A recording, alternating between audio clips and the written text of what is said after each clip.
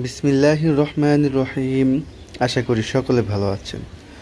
আপনারা এখানে দেখতে পাচ্ছেন যে এখানে রয়েছে একটি হাফ ড্রাম, মানে প্লাস্টিকের যে ড্রামগুলো পাওয়া যায় সেটাকে কেটে হাফ করে নেওয়া হয়েছে। তো এই ছোট্ট একটা জায়গার মধ্যে একজোড়া ব্ল্যাক মেটাল গাপ্পি রাখা হয়েছিল। তো সেই একজোড়া ব্ল্যাক মেটাল থেকে প্রথমে আমরা প্রায় 20 থেকে 25টার মতো বাচ্চা পেয়েছিলাম।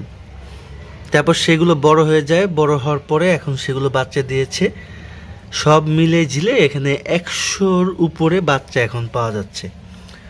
মানে এক জোড়া মাছ থেকে প্রায় কিছুদিন আগে গোনা হয়েছিল, তখন 120 পিসের মতো ছিল, এখন সেটার সংখ্যায় আরও বৃদ্ধি পেয়েছে।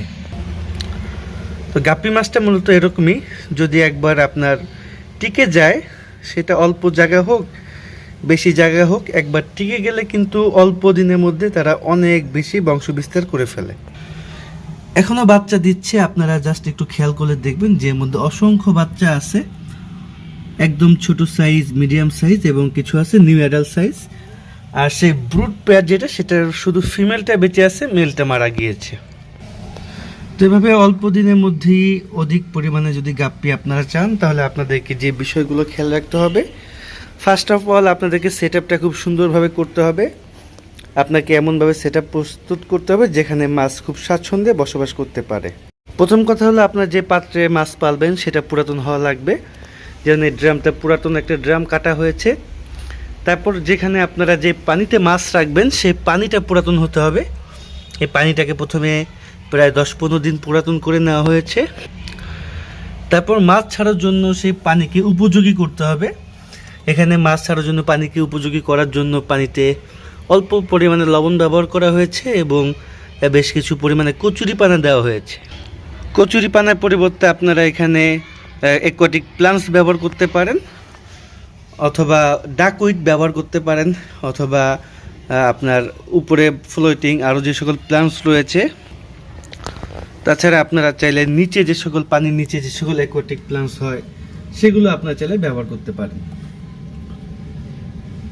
তো এখন যেহেতু বাচ্চার পরিমাণ বেশি হয়ে গিয়েছে, প্রতিনিয়ত নতুন নতুন ফ্রাই ছাড়তেছে, তো এগুলোর জন্য আরও একটা সেট আপ রেডি করা হচ্ছে।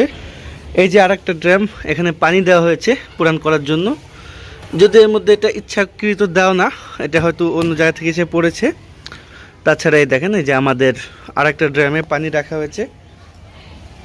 এই পানিটা পুরাতন হওয়ার পর এখানে আমরা অতিরিক্ত যে বাচ্চাগুলো অনেক ছোট, সেইগুলোকে আলাদা করে দিব, যাতে খুব দ্রুত এখানে বড় হয়ে যেতে পারে। তাছাড়া এখানে একটা গাবলা আছে, প্লাস্টিকের গাবলা, এটা আমরা ব্যবহার করব বাচ্চাগুলোকে আলাদা করার জন্য। এখানে কিছু ইটের খোয়া আছে, এটাকে ভিজিয়ে রাখবো প্রথমে। যদিও ইটের খোয়া এগুলো ব্যবহার করতে হবে না, এগুলো আপনার এই কালো ঝামাইট যেটাকে বলে, এরকম কিছু ঝামাইট ব্যবহার করা যেতে পারে, বাট এখান থেকে ঝামাইটগুলো বেছে বাকিগুলো ফেলে দিব। আর এটাকে সুন্দর করে পরিষ্কার করে পানি দিয়ে দিব, দিয়ে 10 থেকে 15 দিন রেখে দিয়ে পানিটা পুরাতন করে তারপর এখানে আমরা মাছ ব্রুডিং পেয়ার, অর্থাৎ কিছু মেল ফিমেল আলাদা করে এখানে আবার ব্রিডিং করাবো। এটি ছিল আমাদের আজকের ভিডিও, যে আমরা অল্প জায়গায় কিভাবে অধিক মাছ চাষ করতে পারি, অথবা এক জোড়া মাছ থেকে কীভাবে আমরা অনেক মাছ তৈরি করতে পারি। এবং মাছের যদি কোয়ালিটির কথা বলি আপনাদেরকে, মাছের কোয়ালিটি কিন্তু অনেক ভালো আসছে। এমন না যে ছোট জায়গায় মাছের কোয়ালিটি ভালো আসবে না, বরঞ্চ ফাঁকা জায়গা, খোলা জায়গায় রাখার জন্য এই যে রোদের আলো পড়তেছে, আমরা আবার এটা বেশি আলো যখন রোদ পড়বে তখন উপর দিয়ে ঢেকে দিব, যাতে সরাসরি রোদের তাপটা পড়তে না পারে। তো এইভাবে আমরা মাছগুলোকে পালন করব, চাষ করব।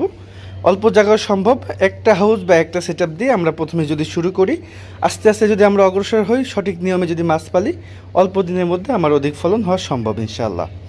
তো সকলে ভালো থাকবেন, আশা করি ভিডিওটি আপনাদের উপকারে আসবে।